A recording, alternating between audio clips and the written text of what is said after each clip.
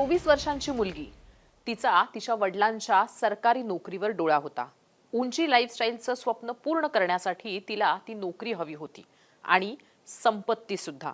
म्हणून तिने ठार मारलं जन्मदात्या आईला।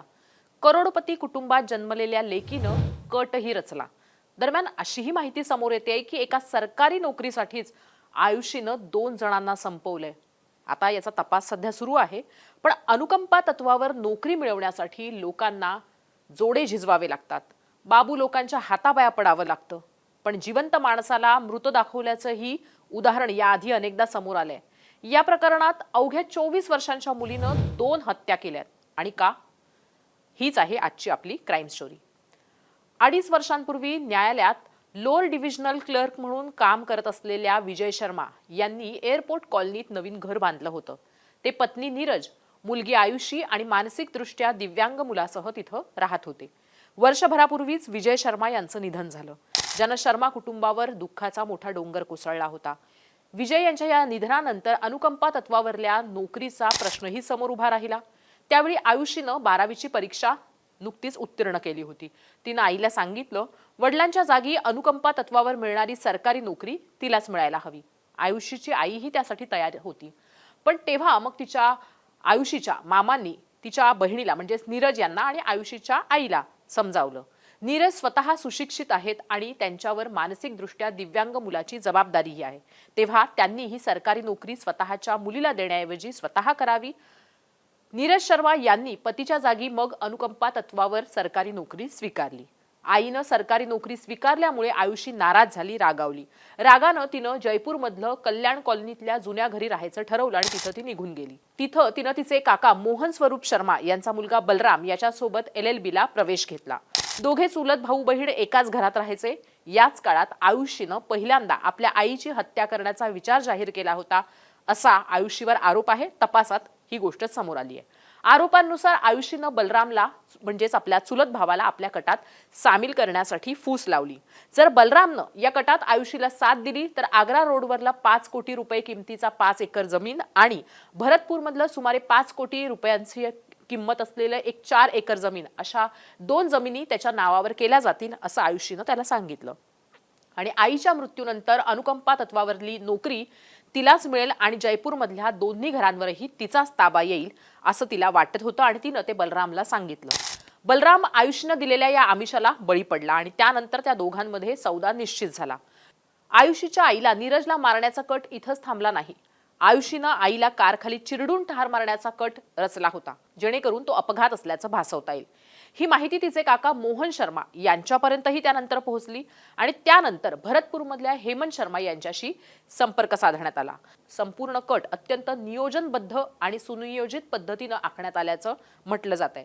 सुमारे महिन्याभरांपूर्वीच हेमंत शर्मानं थार गाडीने नीरज म्हणजेच आयुषीच्या आईला त्यांच्याच घराबाहेर चिरडून ठार मारण्याचा प्रयत्नही केला होता, हे देखील तपासात उघड झालंय। पण त्या थोडक्यात बचावल्या। याच घटनेनंतर नीरज शर्मा यांना आपला जीव धोक्यात असल्याचा संशय येऊ लागला होता। त्याने ही बाब आपल्या भावाला म्हणजेच राकेश कुमारला सांगितली आणि त्यानंतर नीरज घराबाहेर पडणं जवळपास बंद केलं होतं। नीरज यांनी घरातनं बाहेर पडावं यासाठी मग नवनवीन युक्त्या क्लुप्त्या लढवण्यात येऊ लागल्या। घराबाहेर लिंबू मिरच्या टाकण्यात आल्या, लाल रंग फेकण्यात आला, अगदी भीतीचं वातावरण निर्माण करण्याचा प्रयत्न करण्यात आला होता। पण नीरज शर्मा यांनी धोका ओळखला होता, जीवाचा धोका होता आणि त्यामुळे त्या खबरदारी घ्यायला लागल्या होत्या। संपूर्ण घराला त्याने सुरक्षेसाठी जाळी बसवून घेतली। घराबाहेर 4 CCTV कॅमेरे प्लेस केले।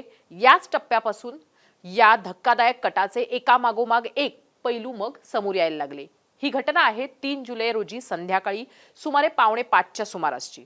जयपूरमधल्या प्रतापनगर पोलीस ठाण्याच्या हद्दीत 45 वर्षांच्या नीरज शर्मा या न्यायालयात लोअर डिव्हिजनल क्लर्क म्हणून त्याच्या पतीच्या जागी काम करत होत्या। पोलिसांच्या माहितीनुसार नीरज आपल्या मुलाला त्या दिवशी कोचिंग क्लासमधनं सोडून घरी परतत असताना ताशी सुमारे 130 किलोमीटर वेगानं आलेल्या स्कॉर्पिओनं त्यांना जोरदार धडक दिली। ही धडक इतकी भीषण होती की नीरज शर्मा यांचं शरीर सुमारे 100 फूट दूर जाऊन पडलं आणि त्यांचा जागीच मृत्यू झाला। घटनेनंतर स्कॉर्पिओ चालक घटनास्थळावरनं फरार झाला। सुरुवातीला हा प्रकार रस्ते अपघात असल्याचंच वाटत होतं। तशी पोलिसांनी नोंदही घेतली होती, पण त्यानंतर काही संशय व्यक्त करण्यात आलं। पोलिसांनी परिसरातले सीसीटीव्ही कॅमेऱ्याचे फुटेज तपासल्यानंतर तपासाला एक वेगळं वळण मिळालं। या फुटेजमध्ये काही महत्त्वाचे पुरावे आणि संशयास्पद हालचाली आढळून आल्या, ज्यामुळे हा साधा अपघात नसून पूर्वनियोजित हत्या असल्याचं स्पष्ट झालं आणि त्यानंतर पोलिसांनी या संपूर्ण प्रकरणाचा सखोल तपास सुरू केला। डीसीपी रंजिता शर्मा यांच्या माहितीनुसार नीरज शर्मा यांच्या पतीचे वर्षभरापूर्वी निधन झालं होतं आणि पतीच्या निधनानंतर जी अनुकंपा तत्वावरची नोकरी होती त्यातनंच हे सगळं घडून आलेलं आहे। यात त्यांच्या मुलीचा आयुषी शर्माचा मोठा वाटा किंवा मोठा हिस्सा आहे, मोठी भूमिका आहे हे त्यांच्या लक्षात आलं।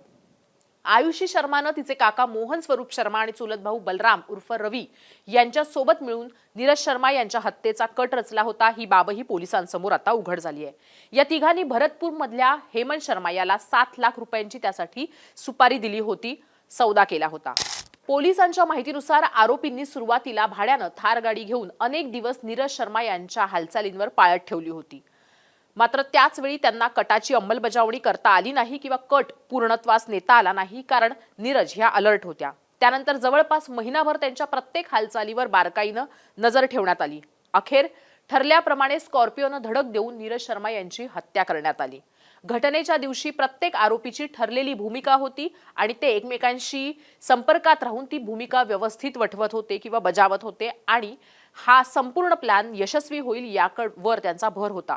पोलिसांच्या म्हणण्यानुसार मोहित शर्मा हा नीरज शर्मा यांचे लोकेशन सातत्यानं इतर आरोपींना पाठवत होता।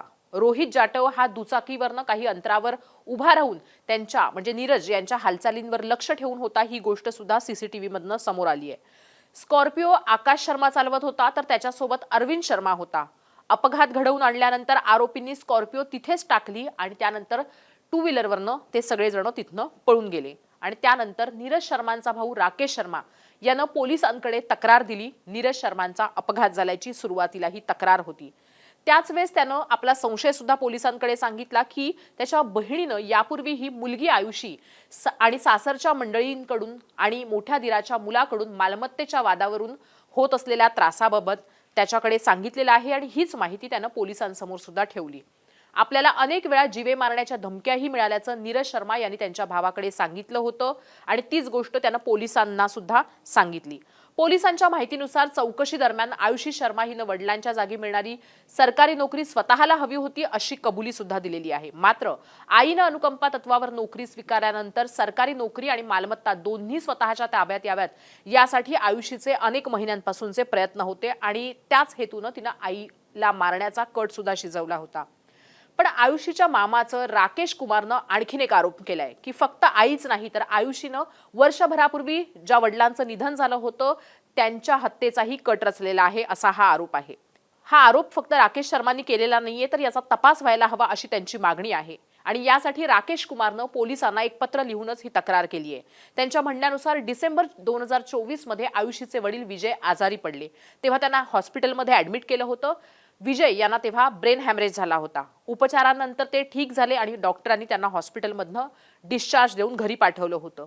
त्यानंतर आयुषीनं तेव्हा आईला सोबत नेलं नाही आणि कारण दिलं भावाचं। भावाची काळजी घेण्यासाठी कुणीतरी घरी हवं म्हणून आपण तिला सोबत नेत नाही असं आयुषीनं तिच्या आईला नीरजला तेव्हा पटवून दिलं होतं। तब्बल 3 महिने आयुषीचे वडील विजय हे कुठे आहेत, कुठल्या हॉस्पिटलमध्ये आहेत याच्याबद्दलची माहिती नीरजला अजिबात नव्हती। आयुषी फक्त एवढंच सांगायची की त्यांचे उपचार सुरू आहेत आणि ते लवकर बरे होऊन घरी येतील।